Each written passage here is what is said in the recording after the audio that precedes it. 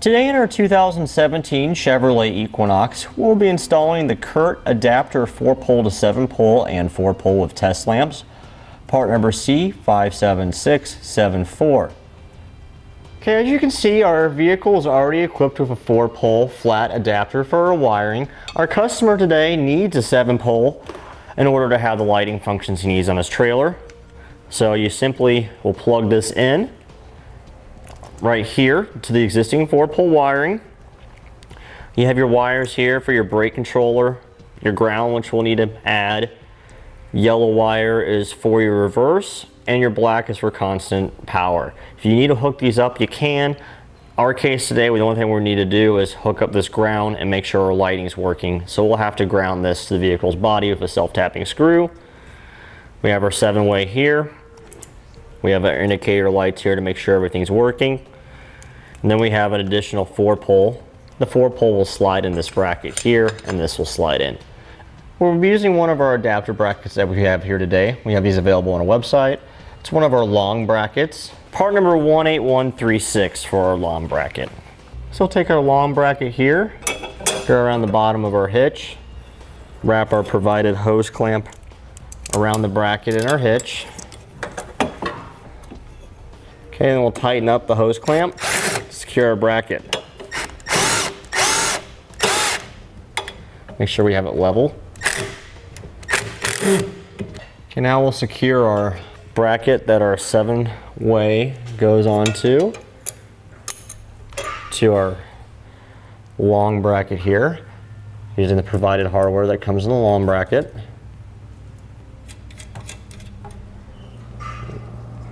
Snug those down with a wrench and screwdriver.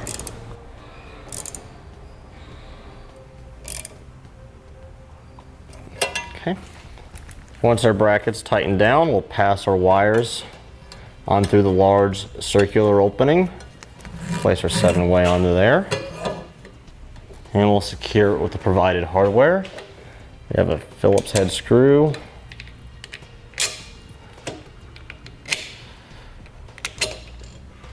Then on the back we have a large flat washer, a small lock washer, then a nut. Do that for all 4 of the screws. Then we'll snug the screws down, tighten down all of our hardware. Okay. Now all of our wiring right here, minus this one, we can route over our hitch here to help hide it behind the vehicle. Our 4 pole flat connector here will slide inside of our bracket and fold the dust cover back down on over it. All right, now our 4 pole flat here, you can just connect these two and this will take care of all your lighting functions. Or what we're going to do here today is to eliminate a possible source of corrosion is we're going to cut off both these connectors here and combine our wiring with heat treat and butt connectors. Okay, so we'll just snip off the ends of these connectors right here.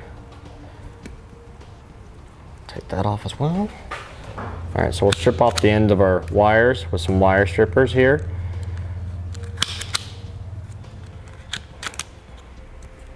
Now this white wire here with the rain terminals are ground wire. We're actually going to tie this white wire together with that one and connect it with a butt connector here.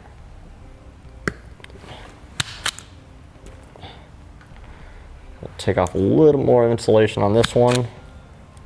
I'll twist these two together. We'll use one of our heat shrink butt connectors that we have. We have these available for purchase on our website if you need some. We use a 10 to 12 gauge, which is a yellow one on our ground wire. We'll crimp that down into place. Strip off a little bit more of the insulation on this one here.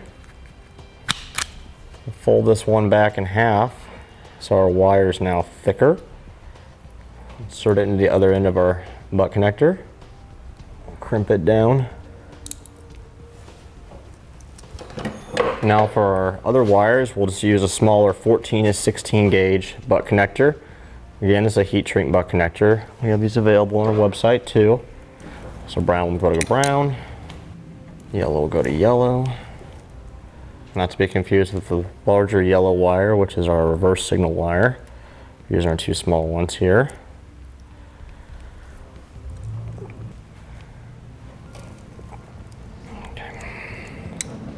Now, as I said earlier, this black wire is constant 12-volt battery power, which would run to our battery with a circuit breaker. Blue wire will go to a brake controller, and this yellow wire is for our reverse lights. We're not going to be utilizing these here today, so we're just going to take some electrical tape and we'll wrap these up in case we ever need to go back in the future and add these to our vehicle. They're still there, and this will keep any dirt, debris, and moisture out of our connectors, so they'll be ready to use in the future if need be. I'm just going to double it back here along this wiring loom, just so it's up and out of the way for us. Now we use a heat gun and shrink our shrink butt connectors.